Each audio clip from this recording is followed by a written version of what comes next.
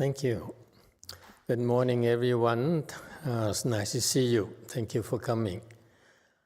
Okay, today, does anyone have any questions? Chan questions? Any questions at all? No questions? Okay.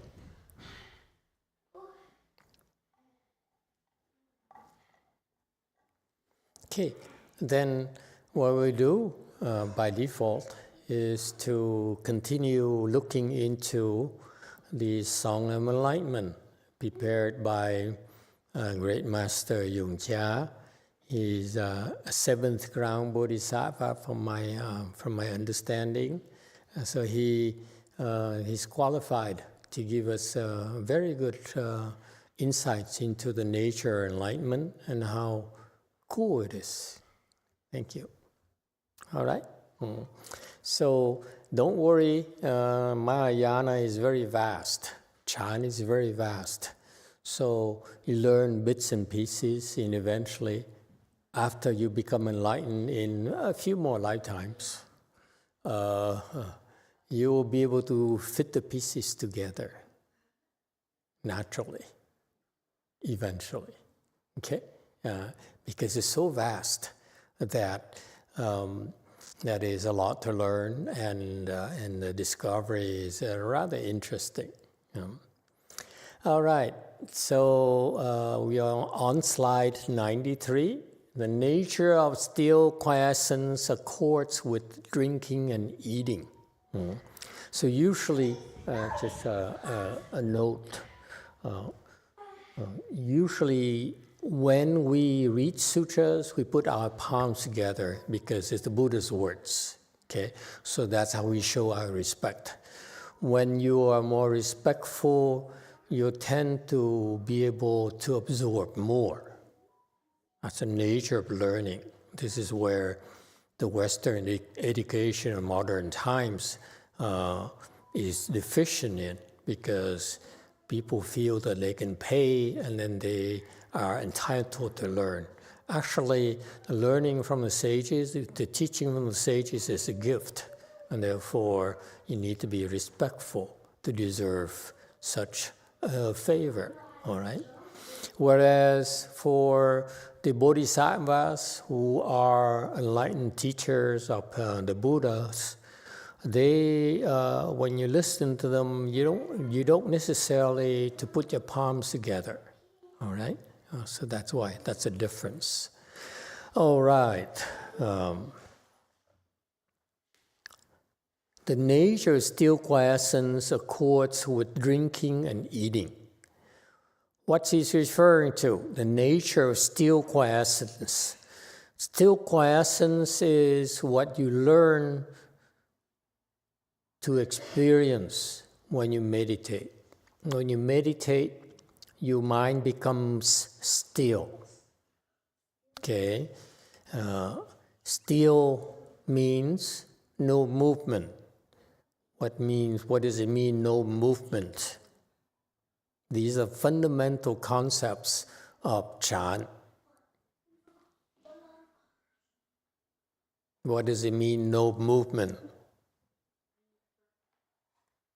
It means that, first of all, when the legs hurt, do we fidget? Do we move? We don't. We endure it. So far, so good. It's so fundamental that most people forget or don't dare tell their students. Okay? Stillness means that when you do meditation, try not to move. Learn to bear it. For example, their legs hurt or you feel uncomfortable, bear it. Don't scratch. I do it myself too. Occasionally, the easiest mistake is you scratch your nose. You notice that? Huh? Or scratch. Okay? Don't move. Resist the temptation to move physically. And how do we move physically? Because the thought arises, oh, it itches here. Oh, it hurts here. You see? So the movement is preceded by a thought. So movements are driven by thoughts. And therefore, in the Chan world, in the meditation world, this is not emphasized enough by the Hinayana teachers or Tibetan teachers or you name it, is the nature of the way we function is that we're driven by our mind. Okay? So in order for us to move physically, a thought has to arise. Yes? Okay? And therefore, when we talk about movement, it's not just physically. Physically, it's too late already.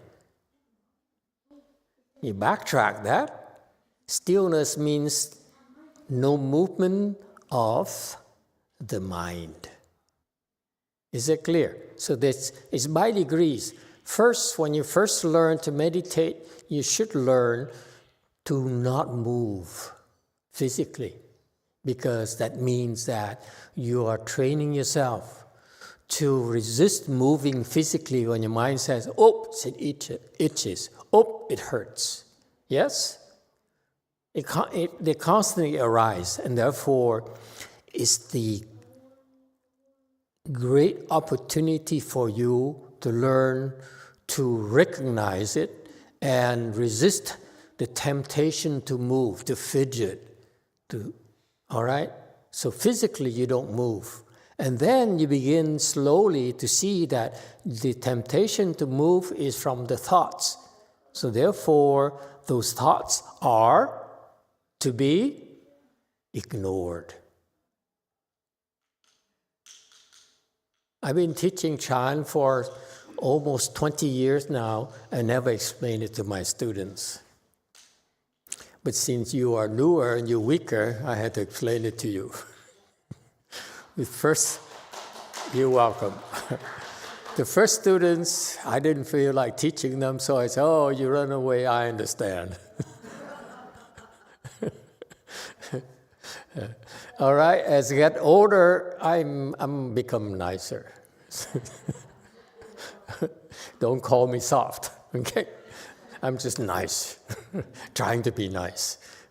And so stillness right there, it's so interesting. The concept is stillness is the essence of Chan practice. You learn to, again, I emphasize for you, learn to resist moving physically. And then, if you do it successfully, then you begin to see that the mind moves before you physically move. So therefore, you naturally, if you don't move physically, you naturally be able to have fewer thoughts. Remember, as soon as you move, the next thought arises that is an offshoot of the thought that causes you to physically move. You notice that? Next time you meditate, move, and you see that the thought, and oh, it itches, and then you move, and then you say, this is so ridiculous. This doesn't make sense. Why am I doing this? You see, thoughts continue. They grow after that. Okay? So that's why if you resist the first thought, what are you doing to your mind? You're reducing the causes for more thoughts to arise. Isn't that beautiful? It's very simple. And yet, we never taught to our students. And it's my fault. I was mean. All right? To my old and devoted disciples, I apologize. Okay? So it's very simple. It's that simple. It's so fundamental. The still quiescence here is the essence of Chan, the nature of a Chan practice. Still yourself, okay? Still your mind. What about quiescence? It's very important. It's so beautiful, the Chan teaching. And my Chan instructors are asking themselves, how come you never taught us before and made our lives so difficult? What is quiescence?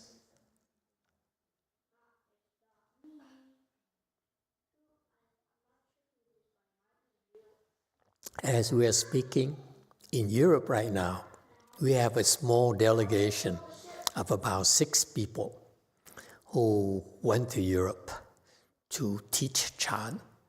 I hope they tune in and pick this up, okay? Yeah. Because this is the first time, really, that Chan is dissected, the practice of meditation is dissected this way. What's quiescence?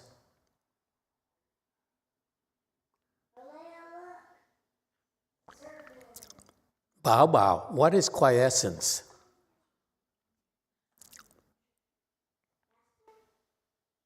What's quiescence?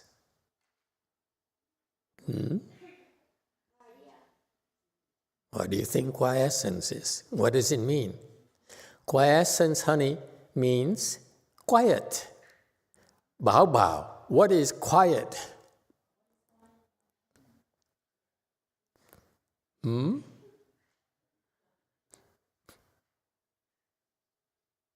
Ah, you got it.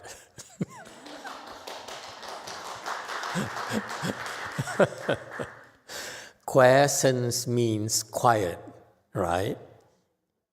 Meaning you don't make noises. Don't blame Bao Bao. What he does is what he does. We don't make noises. Because meditation, who's meditating? He's not meditating, he's just being himself. We are meditating, therefore we need to be quiescent. Don't ask him to be quiescent. Is that clear? And this, by the way, this is very subtle training that we allow kids to run around. Okay, it really afflicts most people who come to temples, especially Asians. They're conditioned to kids behaving like robots at temples. When they see kids running around and get on the altar and hit the drums and so forth, and woodfish, they really are annoyed. Okay? And it's a very subtle training for us. It's not the kids. We're training you to We're training you about quiescence. Again, after 18 years, now I explain to people why we're doing these things. There's a principle behind it, folks, that it's not for the faint of heart. You know, people in temples, typically they're protected. They are told that everything, they come to a place that's quiet, you know, it's regulated and so forth. And because they're so conditioned to it, that the Buddhists are so weak. They can't handle the noise. And they don't realize the noise is not coming from the kids. The noise is coming from themselves. See, Baba got it. What is the matter with you adults? Yes, question. Thank you, Master. We have some comments. San Francisco Daniel says, "Hello, Master. My question is, when we have a thought that my morning is unproductive and we feel compelled to move and also start feeling inadequate, should we ignore the thought of being unproductive? Or what I'm trying to say is, how do we balance such a thought? Thank you." Such thoughts, when you meditate, are nonsense. When you meditate, you are not being unproductive. Okay? That's nonsense. Meditation is extremely productive. Let me explain for you. When you meditate, you are taking care of yourself. You are improving your health. You are training your mind to be more efficient, to be faster, to unfold your wisdom. So it is a very difficult thing to do, frankly, but if you give yourself time and develop the skills, you will become much more productive when you work than right now.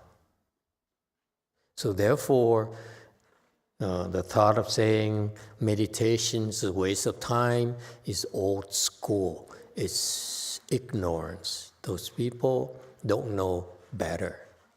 Okay? I was like that. When I first started, I was bored to death because I was so used to moving, to thinking. You got to do something with your life. Time is of the essence. Yes? I just like you, had a very busy life. I could not afford to waste my time. Okay? So we are so pressured. We are so stressed out because we don't have enough time. And therefore, meditation seems like it's a waste of time. Actually, it's not. When your car engine runs constantly, it wears out. It needs a break. Okay? So, same thing with our minds. Our minds need breaks as well. So it's much smarter for you to learn to let your mind take breaks, whether it's 1 minute, 2 minutes during the day, okay? For example, one of the habits we try to teach our students is that if you're serious about this, once you realize it's useful to you, you should take a break every hour or every 2 hours. Go meditate for a few minutes. Go to the restroom, okay? Instead of we men use, we stand, you women sit down, okay? Typically. I would go into, to not to draw attention, I would go into and close into a toilet and sit and cross and close the door and meditate for a few minutes. No one knows. And that's how you learn to give your mind a break and replenish your battery, your energy level. And for just a few minutes breaks like that, you come back, you're much more efficient. Your mind is much faster. And you can work much more effectively, longer. So it's a skill you're developing that's very important. To the point where it's a start. I'm teaching you just the fundamentals. But in the future, you know that you don't need even to sneak out. You can sit there and within like this, you take a break and you replenish yourself.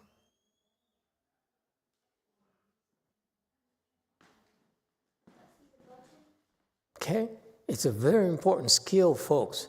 So we are giving you the training to develop that skill that's fundamental to your health, to your well-being, physically and mentally. I can't stress it enough. Okay? We talked about this in details because we understand the process. I went through the process myself, and many of my students went through this process themselves. Okay? By this Chan meditation here, you learn about still quiescence. And that's how you take care of your health and learn to work more efficiently with your mind. Yes, 3. Thank you, Master.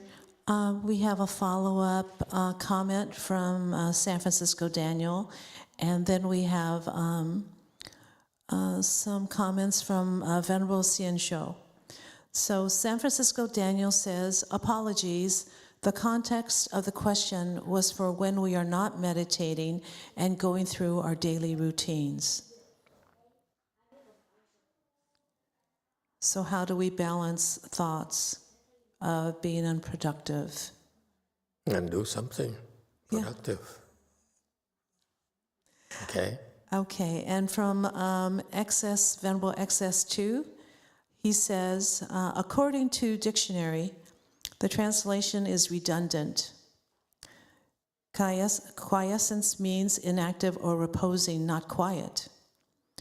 In Spanish, it's the same meaning. Quiescente means not moving. It doesn't mean silent. On the contrary, still, according to the Webster Dictionary, has both meanings, not moving and quiet or silent. Okay. Mie. Okay. Ji mie. Mie here, and quiescence here, the translation from Chinese. Okay. Maybe in the mie here, let me look up my Chinese dictionary. Okay, someone can you look up does mie have quiescence in a Chinese context?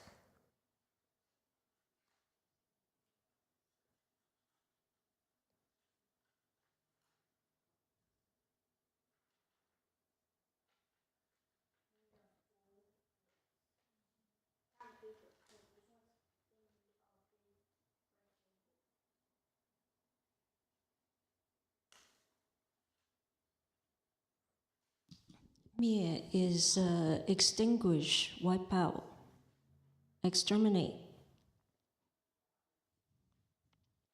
Okay. So mie here has multiple meanings, okay?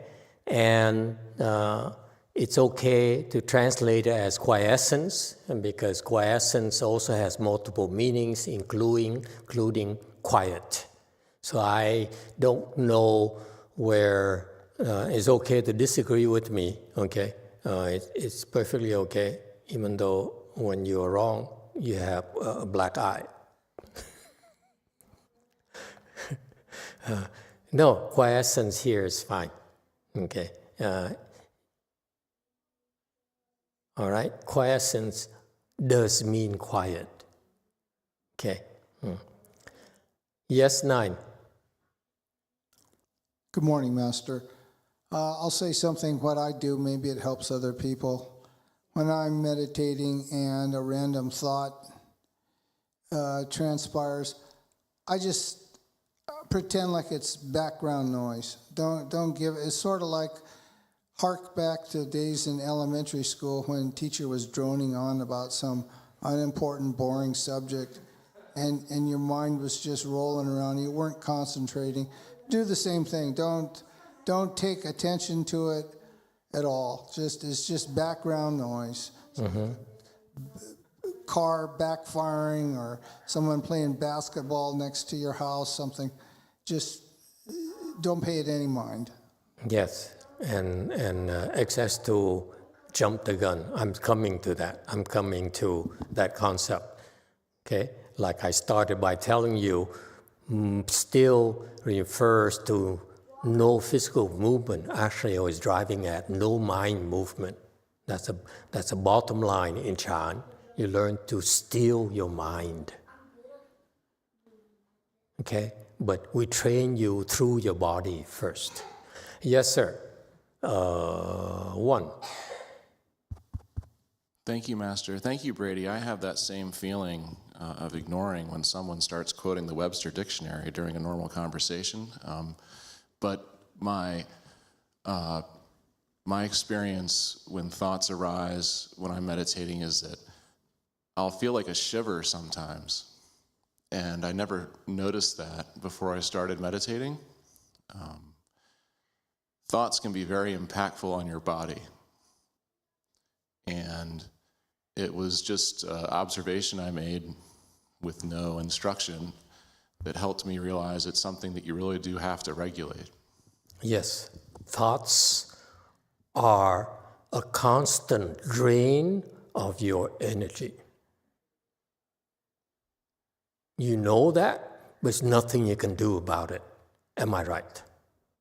You know that when you think, you get tired faster than when you're resting. This is why after work, what do people do, you know? What does your daddy do when he goes home? You remember? What? He asks mom for a beer. Mom says, no, you're not drinking today. Then what does he do next?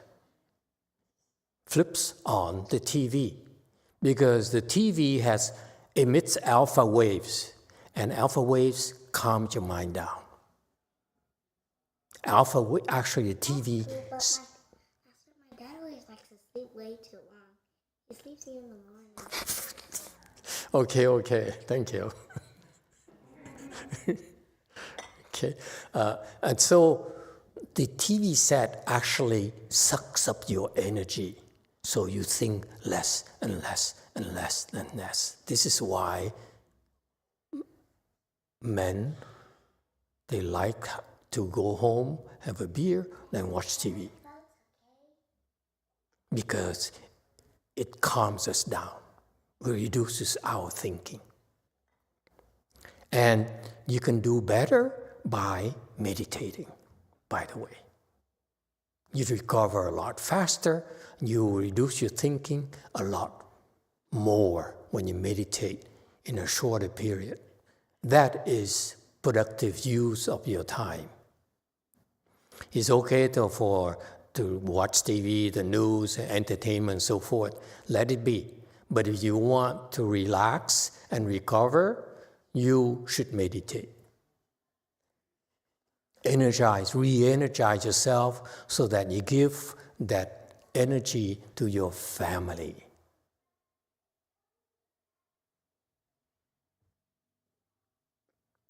Because if your batteries are lower, are discharged, you need time to recharge. And guess how you recharge your battery when you're near your son? You suck it up from him, his energy from him. You're draining everyone around you when you're drained. I never had a lot of dreams before. Yeah, you will. When you get older, you know what I'm talking about. Yes, 3. Thank you, Master. We have a question and comments from Diego. Emitofuo, Master. Sometimes when I'm meditating, I don't notice any thought in form or words arising from my mind, but I do notice sensations and emotions arising. Are these considered false thoughts as well? Thank you, Master. No. When you meditate, your awareness actually is heightened. You become a lot more sensitive. Your hearing is sharper. Your mind is faster. You become more aware of your body and of the noises around you. That's what quiescence is about. Not just you don't make noises, but quiescence here refers to ignoring the noises around you.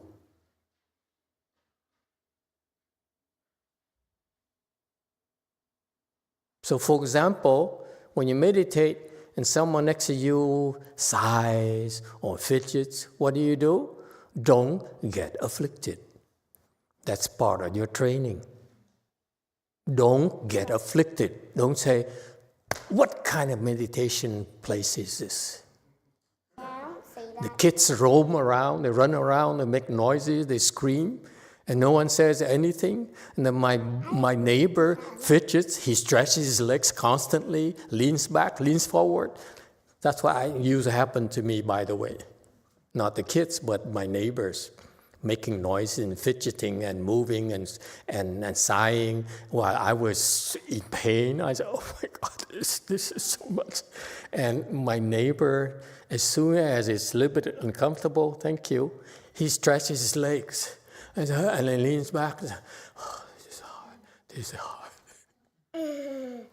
Okay, so quiescence here is you add the quiescence, the stillness, the quietness of the place.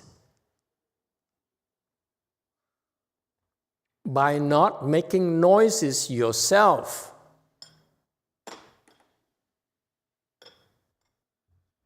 Okay?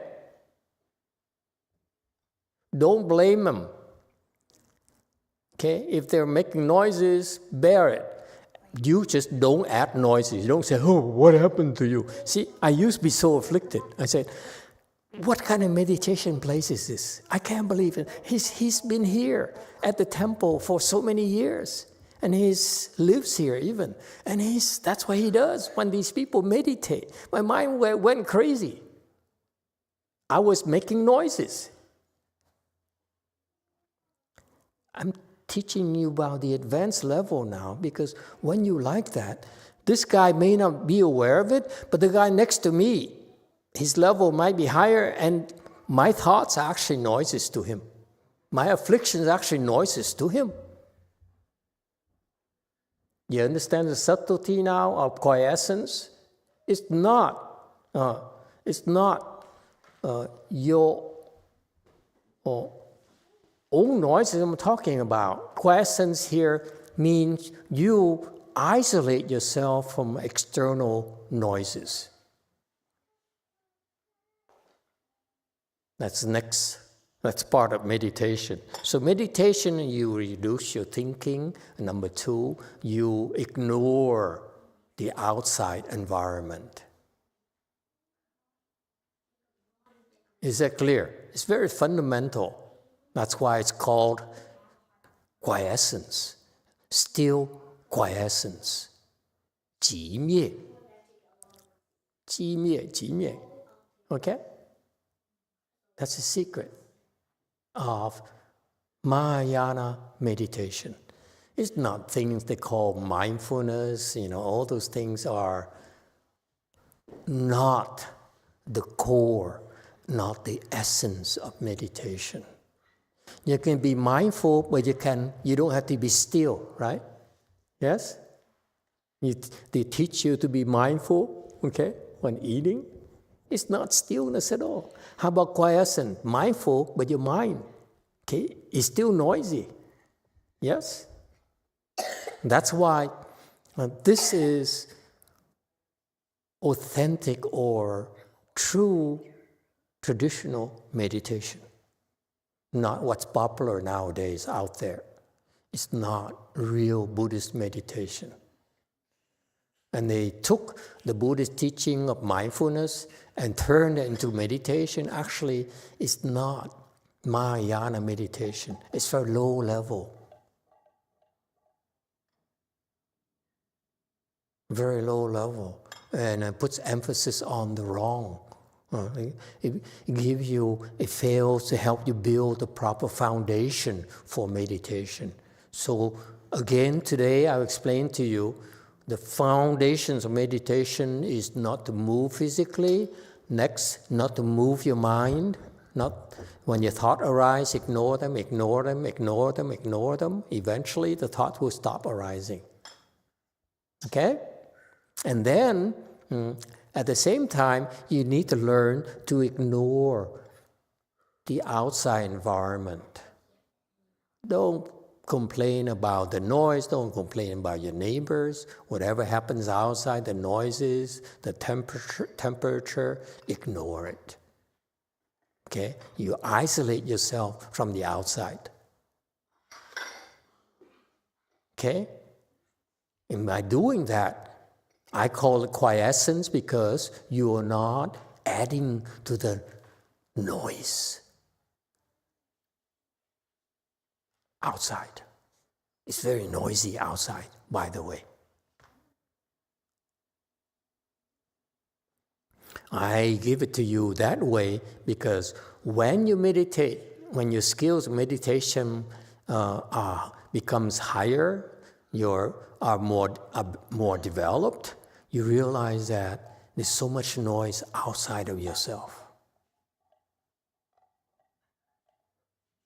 That the people who are in retreat, like those Hinayana practitioners, they withdraw, okay, and they meditate, they feel great, and then as soon as you come back, they cannot stand the noise.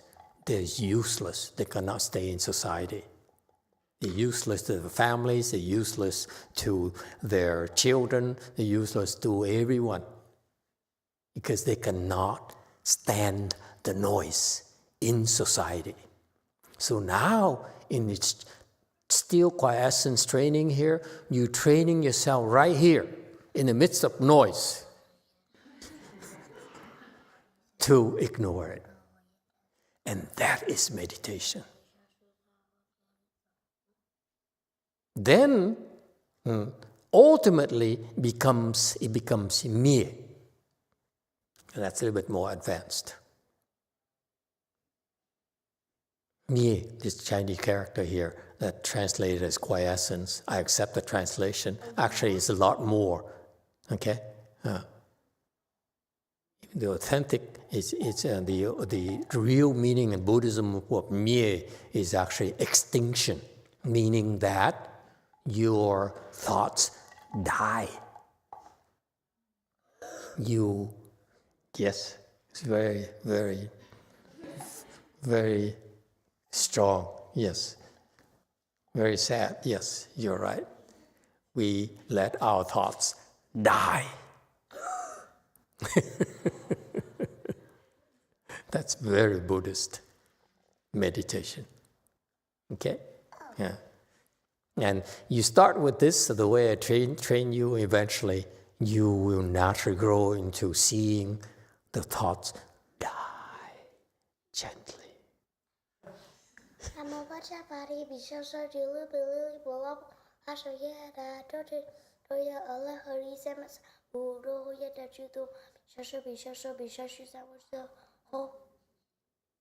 See? I'm quiescent. Good job. Very nice. Yes, 3. Thank you, Master. I have a question. I really appreciate having the temple and chanchis and a place in my home where I can meditate and really work on my practice. And it's very precious to me. I really appreciate it, and it helps me with my life, et cetera, et cetera. But my issue is, when I talk with people on the outside of here who aren't part of our temple, and they start talking to me about meditation, I really have to bite my tongue because we're not talking the same language, you know, and they know that I'm sincerely meditating, and it means, you know, it's something I do, and I've been doing it for a while, but I don't really want to talk to them about it because it's so different from what they do, and it's like we're talking 2 different languages. So I was wondering, how do other people handle it? Yeah. How do the others handle it? What do you guys do? Do they do it like her? I hate it, I hate it, I hate it. Yes, 9. They don't know anything, they don't know anything. A peaceful, warm feeling. Peaceful, warm feeling. Okay. Anyone else?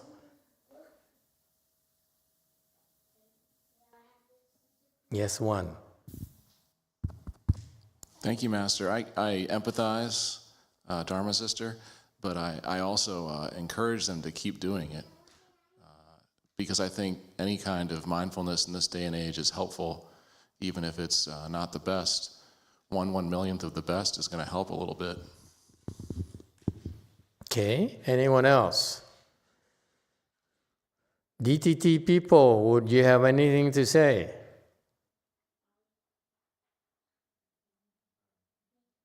It's going to happen to you as well. You meditate, you develop some skills, and for sure you will develop skills. It's a matter of time.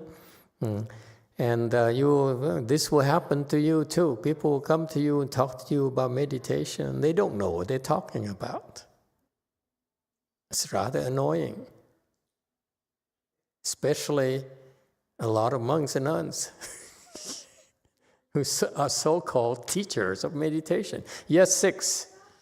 I'll just listen and then describe how I feel and what I do. But sometimes people will go on into weird stories of what happens to them, and I'm like, okay. And I just accept that as their reality, and, I'll explain mine, but... Okay, Very good. Anyone else? Okay. It's your problem. It's not their problem. You're wrong. To me, it's kind of cute. They come to you and try to talk to you about their meditation because they're trying to connect with you to the best abilities. Okay, they're trying to get on your good side. That's how I see it. So what? Even some of them will come up to you and say, and trying to boast and brag, my teacher is Dalai Lama. It happens to me a lot. Okay? I'm a meditation teacher. I've been teaching Chan for over 10 years. I went to New York City. I walked around near the Met, okay, and enjoying the Central Park. And just about there, someone hold me and said, because I was wearing brown, okay, all brown like this. No, this is not brown. I typically wear brown. Today, I'm doing my laundry. So someone, about this fan there, hold over and say, Thích Nhất Hạnh. So proud, you are Thích Nhất Hạnh mindfulness meditation, right? Because the Vietnamese wear brown. So I was so offended. I said, no, Dalai Lama. I was so mean. You know what I mean? Sometimes it gets to you. These people, do they know what they're talking about? Calling me, teacher, Thích Nhất Hạnh. Anyway, I'm just guilty, okay, as well. That is that it's annoying sometimes, but it's only because you fail to look at their intention. Their well-meaning. There's no sense in getting upset at them. Okay? So, what do? You just play along, right here. Accord with. That's meditation, by the way. Okay? All right? Good job. All right? See that? You accord with them. You look their intention, you accord with them. That's all you do. Don't attack them, don't judge them, don't criticize them. Your problem, ma'am, is that you tend to judge people. You're wrong. What do you know? Am I right? That's your weakness. It's not you. You judge others. That judging others there is not you. The thought of judging, you're wrong. What do you know? Okay. Your meditation is wrong. You're doing it all wrong. Okay. You're stuck on right and wrong. Instead of looking at the intention, they're trying to be nice. Okay? So accord with that. What if they try to boast and brag? It's okay to accord with that. Listen, okay? And don't try to teach them, by the way. It's okay. Embrace them. That's Chan. Okay? Because Chan is according with drinking and eating.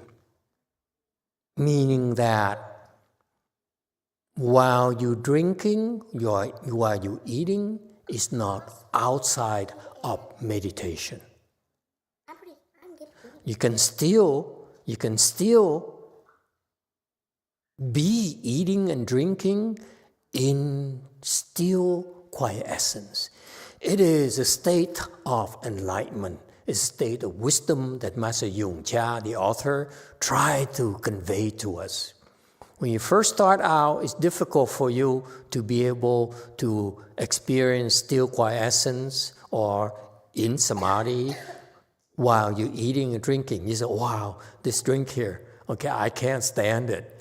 This orange soda tastes so weird. Anyone? I was given some orange soda up north in Gulf Forest. And as soon as someone gave me that can of imported orange soda, okay, my monk immediately said, Master, this is better. And I, trying to appear cool, I drank it immediately. And I told myself, wow, what is this? And I regretted it. And what did I do next? Yeah. I have a little question about that, because that how they made that, they put water and then they put like orange juice and then they put bubbles in there. There you go. That's how they do it. Okay. So what did I do? Since my mind is screaming, I said, "Oh my God, what a horrible soda!" And because my monk was looking at me, I said, "See, I told you." What did I do? I drank the whole thing. Just to spite him. Okay, so that's according with drinking and eating, is that it refers to the fact that when you have real wisdom, your mind is still and quiescent, and yet you still are able to enjoy your daily activities. It's not a chore at all. Okay, I think you're afflicting a few people. Thank you. Okay, got that? He says here, Master YongHua here, he says, I'm enlightened. I've been certified by the 6th patriarch, okay, to be enlightened. So let me share with you what it's like to be enlightened. That now I can eat and drink while I am in samadhi, meaning that you can be in samadhi and still enjoy life. Master? Actually, someone alluded to earlier, okay? Popsicles are made by Pidgeot. My mom and me wanted to make Pidgeot popsicles. Okay. And healthy donuts. I can be still and quiescent too. Okay?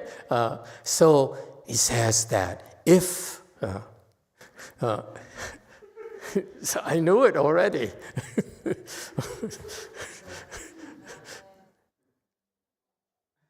Got it? All right? And so...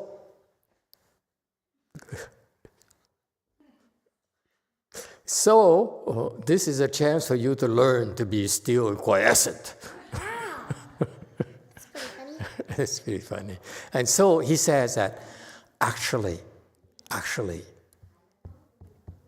I enjoy life. I enjoy drinking. I enjoy eating more than before. That's implied here. My point being, give me a few more minutes. That's right. So, give me a few more minutes. I'll be done, okay? Thank you. I pink lemon. That's there you go. And so, it's not just him. I'm telling you. Someone just texted me recently, and she said, you know, because of Chan, my life is more meaningful, I am happier. You don't need to wait until you become enlightened to enjoy the drinking and eating.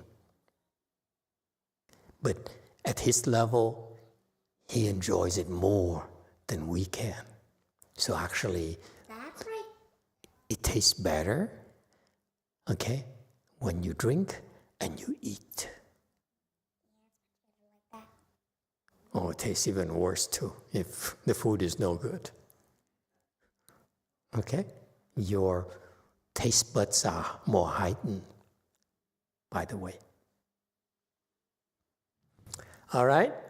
Questions and comments? So right here, he says, it's very cool, folks. The nature of enlightenment is that I can experience samadhi, I can be in samadhi while I am drinking and eating, meaning implying that while I am moving, while I am living, I live a fuller life. And this is very Chinese, by the way. It's okay, honey. Don't overdo it. Okay? Meaning that because it's a Chinese style, they try not to overdo it like us here. In the modern era, we want to be specific, we want to be clear, and we like to brag a little bit. Here it's very Chinese. The author is Chinese, therefore he says he's bragging a little bit, but he doesn't want to overdo it. He says, I really enjoy life because I'm in constant samadhi.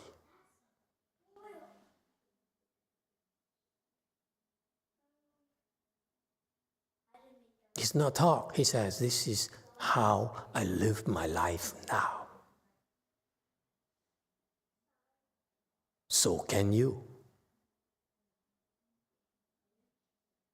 The reason that you're afflicted, the reason you're unhappy is because you don't know how to enter this samadhi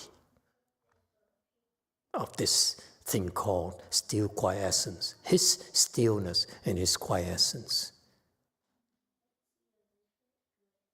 And if he can do it, so can you. The Chan training is this is the training to help all of us reach his level. All of us. It's not for the elite or the privileged, it's for everyone. We don't discriminate who you are. If you're willing to learn, we'll train you. And everyone can get his state. Don't sell yourself short. Anyone can do this. It's a matter of developing the skills, which makes your life a lot more wonderful.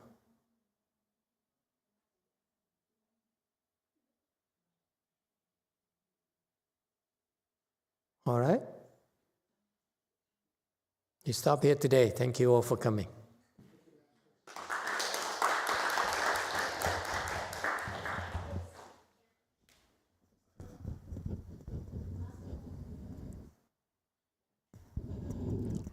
Yes. There's a question on YouTube.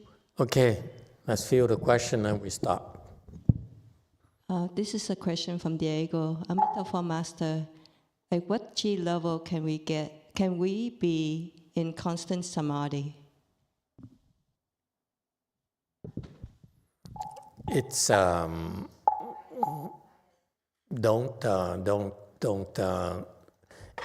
it's not that important to be in constant samadhi because it's not possible. Okay, typically, the constant samadhi requires the proper environment for most of us. Until you become a Buddha, then you are always in samadhi. For even a person like Master YongHua here, who's a very advanced Chan practitioner, he cannot be in constant samadhi. He cannot. Because of something called retribution. Because when you try to meditate, you cannot enter samadhi, you get disruption because of your karmic retributions. You see? This happened because of our karmic retributions. Don't blame it on him. It's your fault. Get it? Huh? Okay? It's not his fault. Okay? If you didn't owe him, he would have not be here.